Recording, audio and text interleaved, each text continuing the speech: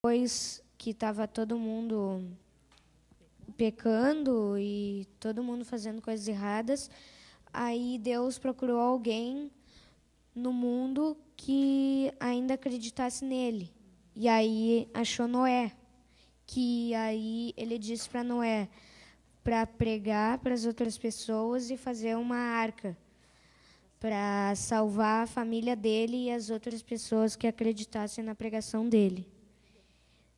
Aí, depois do dilúvio, depois que...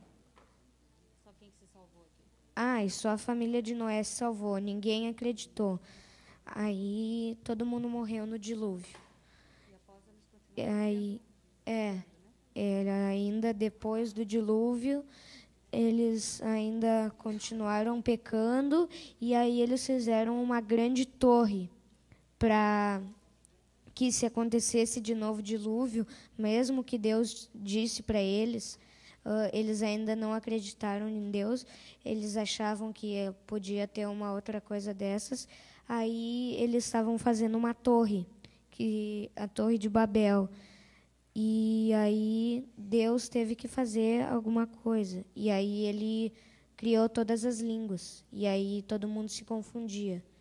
Aí se juntavam as pessoas, se espalharam, e se juntavam as pessoas que tinham a mesma língua, falavam a mesma língua. E aí, depois disso, veio Abraão, que é o pai da fé, que ele fez a maior prova da vida dele, e para matar o filho dele, mas no final Deus não deixou que ele matasse. Você lembra da promessa que Deus deu para ele? Que ele seria o quê? Que ele seria pai. Uma grande? Nação. Muito bem. Pode bater palmas para o nosso... Pode ficar aqui. Palmas para o Tiago. Vocês todos podem me cobrar no próximo programa, nosso próximo encontro. Todos vocês vão ganhar um brinde por ter vindo aqui na frente participar.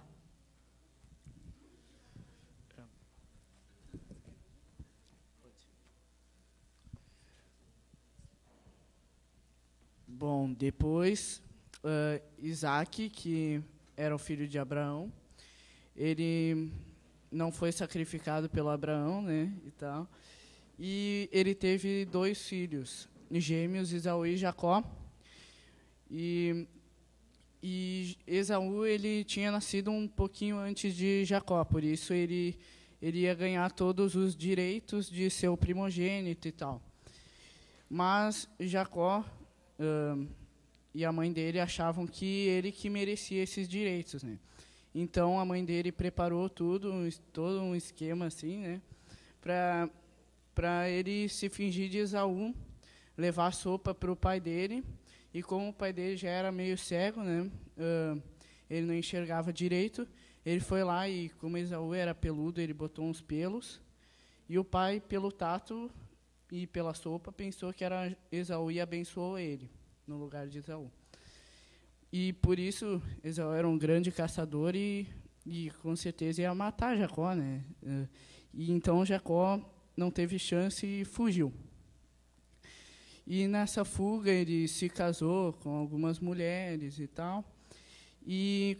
Mas Deus tocou o coração dele e ele estava voltando para se encontrar de novo e fazer as pazes com o irmão dele. E quando estavam indo se encontrar, ele lutou com um anjo, que era Jesus, e o anjo tocou a perna dele, ele ficou manco. E lá foi que ocorreu a transformação da vida dele, mudando o nome dele de Jacó, que era enganador, para Israel. Isso. E foi ele que aí deu o nome ao povo, né? E ele teve uns filhos e o predileto dele foi José.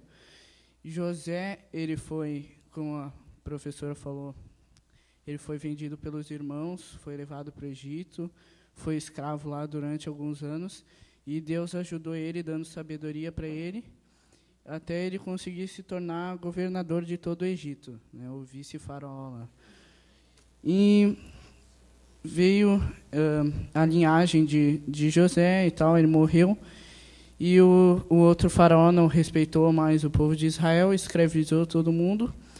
E Deus prometeu um libertador para todos. E foi nessa época que surgiu Moisés, que foi para o deserto, fugindo do faraó, voltou e libertou o povo e realizou vários milagres, como a abertura do Mar Vermelho, tirou a água da rocha e recebeu os 10 mandamentos de Deus. E quando ele morreu, Jesus o levou para o céu depois.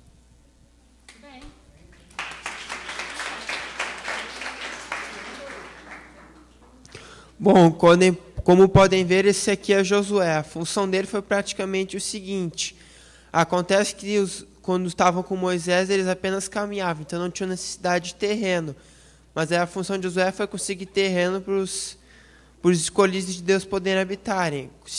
Uma das cidades que ele destruiu, que ele e Deus, claro, destruíram para conseguir terreno, foi Jericó. Esse aqui é o Baraque, um dos primeiros juízes do povo. Esse aqui é Gideão, dos juízes. Por que ele lutou com tantos poucos soldados? Porque Deus mandou fazer uma seleção. Deus disse que só os melhores poderiam ir. E aí eles acenderam as tochas e tocaram trombetas, e quando era muita tocha, muita trombeta, dava a aparência de ser um exército maior. E isso assustou eles, fizeram que ganhassem a guerra, né? Porque Deus ajudou eles com essa tática.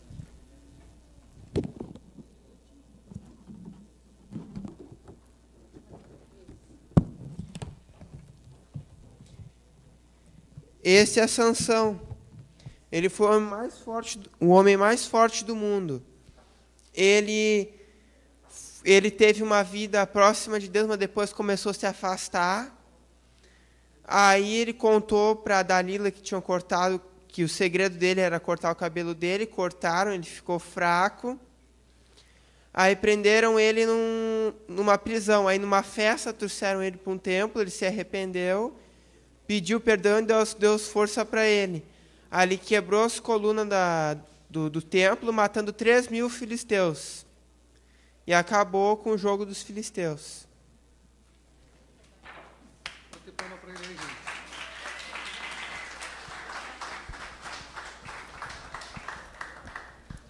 Certo. O meu período é a monarquia de Israel, que foi o último dos juízes, foi Samuel, depois que ele... Anne. O último dos juízes, Samuel, o povo depois pediu para ele algum rei, eles nomearam o primeiro rei Saul. Ele não fez algumas coisas ruins também. O segundo rei foi Davi. Ele era pastor de ovelhas e não era o mais novo, mais fraquinho, mas Deus transformou ele e foi um grande rei do povo de Israel.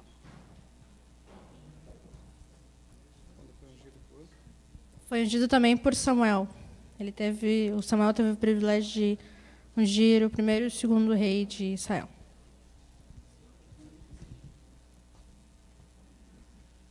Depois de Davi foi Salomão.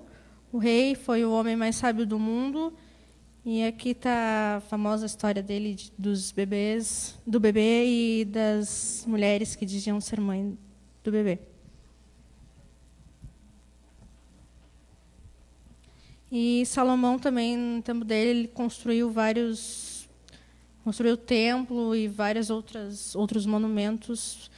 E com isso ele cobrava muitos impostos e o povo começou a reclamar.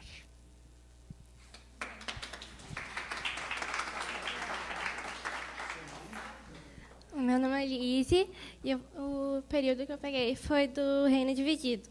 Bom, aqui está mostrando o Roboão, que ele veio depois de Salomão. Todo mundo estava reclamando que Salomão estava cobrando os impostos muito caros e pensaram que com outro rei ia ser a solução. Só que não adiantou e o rei Roboão acabou só aumentando os impostos. Depois disso, o reino foi dividido.